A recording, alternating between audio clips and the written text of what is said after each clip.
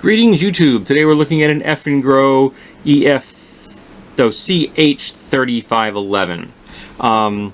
Though I have no idea why the cover says that symbol on it. Is Cancun a subdivision of Eafengrow? Because this symbol there maybe looks like it says Cancun, but back here it says Eafengrow. So, see? Freeze that one. You can look at it yourself if you want. It's a nice little box though. Magnetics. Nice foam liner, holds it in place. I like the little magnet things.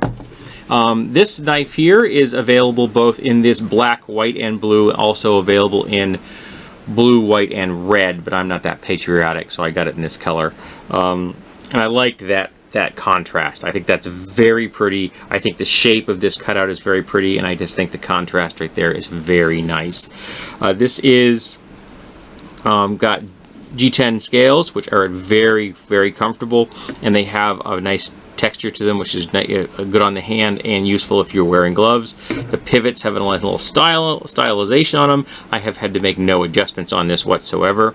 It has a ample lanyard hole if you're into that kind of thing. It's got sculpted offsets, which is also a really nice feature. And this is a pure flipper. And it just comes out smooth as silk. It is so nice. I like the very clean look on this.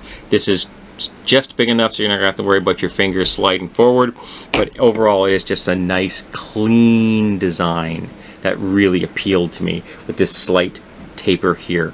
It feels really good in the hand.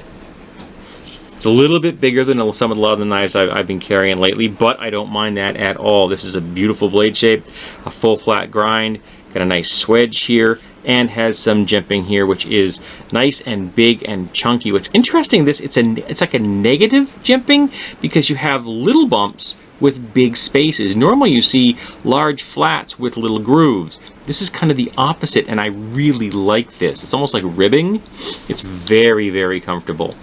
And it's not something I see on every single knife. I really like the fact that they did this. I don't know why more people don't do it, because it's just kind of the reverse of what you'd normally see. But each one of these little ribs has a slight slope to it. So it's a nice touch. They took more time in designing this and executing its construction than a lot of lower end knives, because I think this is in the $25 to $30 range. The liners have been machined out for lightness, which is nice. Again, sculpted offsets, which is also nice. Just a very comfortable, silky smooth, very nice finish on this. Came out of the box with a really nice edge. I mean, excellent edge on this knife. I was like, wow, that's nice. Didn't have to touch it up in the least. Obviously a liner lock. Nice and centered, which I always appreciate. And again, it just pops so nice. Even at this kind of an awkward angle, which I am sitting at, because I'm holding a knife in front of a camera like this, it still pops out so nice. I'm very much impressed with this knife. Eafengrow has almost always pleased me. I've only purchased one Eafengrow knife that I have not been happy with, and this is one of the ones that I am happy with. And if you are patriotic and would like to get the red, white, and blue version, you can. So if you are an Eafengrow fan, or you have not tried an Eafengrow and you are kind of looking for a really good quality one that has some distinction to it, it's not the ordinary tactical solid black or a solid G10 scale. This has got that nice texture to it, because this is a cutout in here.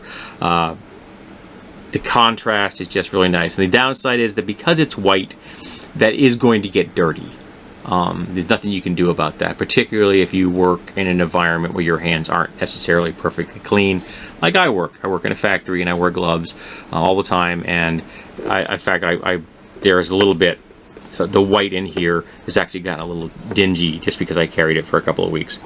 But I really like this knife. I'm very happy with the build quality, with the blade length, the blade design, the sharpness, the handle scales, everything, the liners. This is a good quality knife for the money, and it stands out from the crowd, which I do really appreciate. So again, if you are an Eafengrow fan, this is one you're going to want to add to your collection. If you've never bought an Eafengrow, I think this is one you definitely might want to try.